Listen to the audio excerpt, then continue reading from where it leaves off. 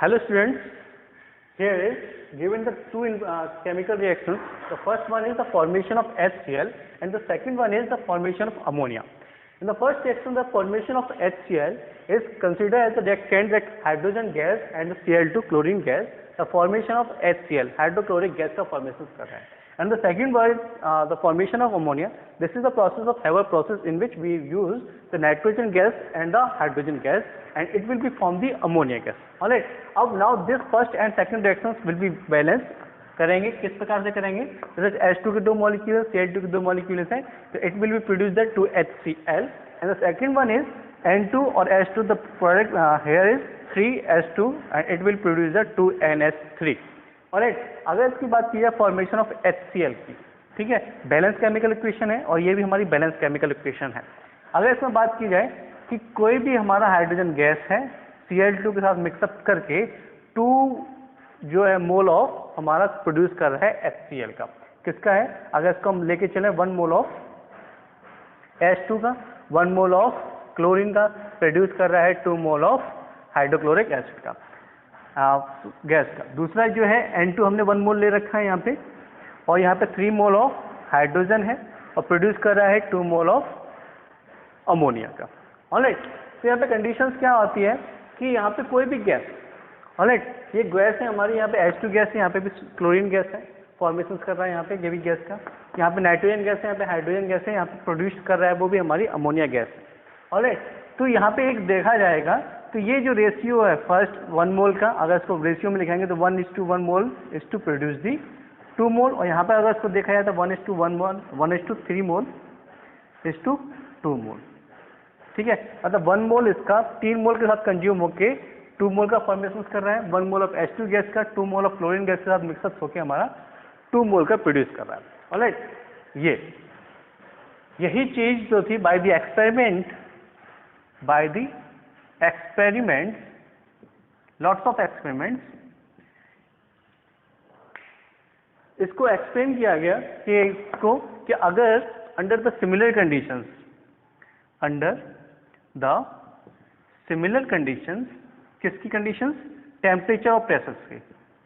Similar conditions of temperature and pressure. Alright, जब हमने temperature और प्रेशर की कंडीशंस को सेम रखा है तो उसमें रिएक्टिंग गैस, जो भी हमारी रिएक्टिंग गैस है और जो भी हमारी प्रोड्यूस हो रही है गैस, रिएक्टिंग गैस का वॉल्यूम और प्रोड्यूस गैस होने का वॉल्यूम, जो भी हमारा प्रोड्यूस हो रही है गैस और रिएक्टिंग गैस का जो वॉल्यूम होगा, ऑलवेज दी होल नंबर, वो हमारा क्या होगा? होल नंबर होगा. रिएक्शन क्या है?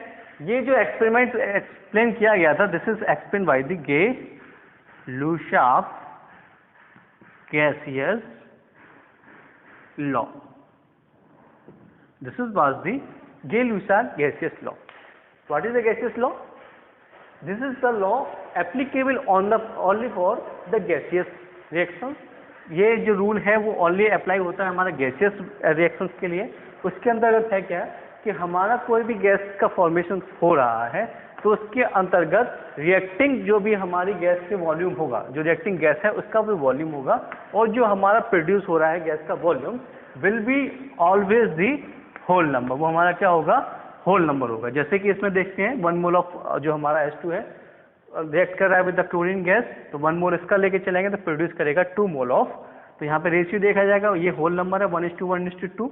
ऐसे सेम हमारा फॉर्मेशन ऑफ अमोनिया के लिए लेके चले हैं तो ये 1 मोल ऑफ इसका 3 मोल ऑफ सेकंड वाले का प्रोड्यूस कर रहा है 2 मोल ऑफ, यहाँ पे हमारा 1:3:2, ये हमारा होल नंबर है.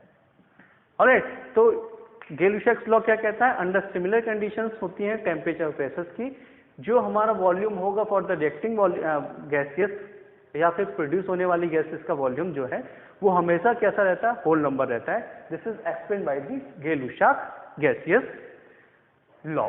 Alright, the second one is कि जब हम इसको बैलेंस कर लिया है केमिकल रिएक्शंस को, यहाँ पे ये बैलेंस केमिकल रिएक्शंस है, ये भी बैलेंस केमिकल रिएक्शंस है ना.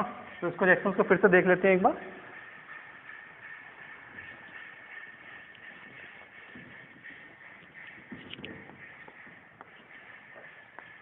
H2 Cl2 2HCl. The second one is N2H2 2NH3. This is the balanced chemical reaction. Alright, तो बैलेंस केमिकल रिएक्शन के अंतर्गत ये इसके अंदर कितने नंबर ऑफ मॉलिक्यूल्स पार्टिसिपेट कर रहे हैं, 1 मॉलिक्यूल का भी 1 मॉलिक्यूल प्रोड्यूस जो कर रहे हैं 2 मॉलिक्यूल्स की बात कर रहे हैं। तो किसी भी केमिकल रिएक्शंस में ये जो अमाउंट है जो हमारी रिएक्शंस में पार्टिसिपेट करती है, ऑलराइट, ये जो वैल्यू है जिसको हम मापते हैं, जैसे 1 मोल है, 2 मोल है, कितना हम कंज्यूम कर रहे हैं, उस टर्म्स को हम बोलते हैं, ये जो टर्म है ना, 1 मोल इसका जा रहा है, तो ये जो वैल्यू है इसको हम बोलते हैं स्टोइकियोमेट्रिक कोफिशिएंट। ठीक है, और इस कैलकुलेटिव पार्ट के लिए ये जो वैल्यूज है कि हमारा रिएक्टेंट कितने नंबर ऑफ मॉलिक्यूल्स पार्टिसिपेट करेंगे, एक मॉलिक्यूल कितने नंबर ऑफ मॉलिक्यूल से रिएक्ट करके हमारा जो प्रोड्यूस कर रहा है कितने नंबर ऑफ मॉलिक्यूल्स प्रोड्यूस कर रहा है, तो that is called the stoichiometric coefficient. और इसकी जो कैलकुलेशंस होती है दैट इज हमारा स्टोइकियोमेट्रिक कैलकुलेशन। ऑलराइट, जो स्टोइकियोमेट्रिक टर्म बना है वो हमारा बना है स्टोइकियोन टर्म से मिला बन के बना हुआ है, जिसके अंतर्गत वी मेजर इट, जिसको हम मेजर कर सकते हैं किसी भी केमिकल रिएक्शंस के लिए। तो इसको स्टोइकियोमेट्रिक कोफिशिएंट क्या है, किसी भी केमिकल रिएक्शंस के अंतर्गत ये जो हमें वैल्यूज दिखाई दे रही हैं, this is called the stoichiometric coefficient. और कैलकुलेटिव पार्ट में हम ही इसका यूज करते हैं। तो स्टोइकियोमेट्रिक कैलकुलेशंस में generally we use the stoichiometric coefficient. तो स्टोइकियोमेट्रिक कोफिशिएंट में जैसे कि हमारी रिएक्शंस यही है, इसी को कंसिडर करते हैं। अमोनिया का फॉर्मेशन ऑफ अमोनिया, तो N2 react with 3H2 produce the 2NH3। Alright, तो इसमें देखा जाए तो 1 mole consume of nitrogen gas, 3 mole of consume hydrogen gas, then it will be produce the 2 mole of ammonia gas. Alright, अब इसके अंतर्गत जो अमाउंट है, ये वाली अमाउंट स्टोइकियोमेट्रिक कोफिशिएंट में ये जो अमाउंट वी हैव टेकन, इसके अंतर्गत हमको पता है कि 1 मोल 3 मोल को कंज्यूम करके प्रोड्यूस कर रहा है 2 मोल्स को। ऑलराइट, अगर ये अमाउंट हमारी यहाँ पे 2.5 लेके चलते हैं, है ना, क्योंकि इसका 1 अमाउंट मोल है, 1 मोल जो है वो 3 कंज्यूम करेगा, तो 2.5 के लिए कंडीशन क्या हो जाएगी, ये जो वैल्यू है 3 चाहिए थी, तो ये अमाउंट क्या है, मिनिमम अमाउंट है, ये अमाउंट क्या है, कम अमाउंट है। तो हमें 2 मोल ऑफ कंज्यूम मतलब 2 मोल ऑफ अमोनिया फॉर्मेशन के लिए we need that 1 mole of nitrogen और 3 mole of hydrogen gas, but here we have only 2.5। तो ये क्या हो गया, ये हमारा ये जो है इसका लिमिट जो है, इसका जो अमाउंट है, amount of this will affect किसका अमाउंट को अफेक्ट करेगा, प्रोडक्ट के अमाउंट को। तो रिएक्टेंट के अंतर्गत जो भी कंसंट्रेशन अमाउंट है, जो भी हमारा रिएक्टेंट के अंदर कंसंट्रेशन अमाउंट है, उसके आधार पे हमारे प्रोडक्ट जो है वो डिफाइन होता है। तो that is called the limiting reagent.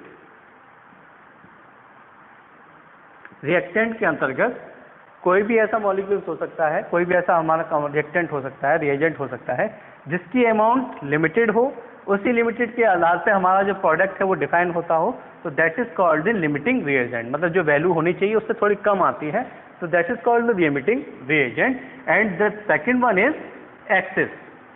एक मिनिमम होगा, एक दूसरा एक्सेस होगा। ऑलराइट, तो ये हो गया लिमिटिंग रिएजेंट, क्योंकि इसके आधार पे हमारा जो प्रोडक्ट बनेगा वो कम बनेगा। And the second one is excess amount. तो दूसरा जो होगा it will be consider as a, हमारा जो होगा वो कंसीडर किया जाएगा एक्सेस अमाउंट में, and the second one is limiting reagent. Alright,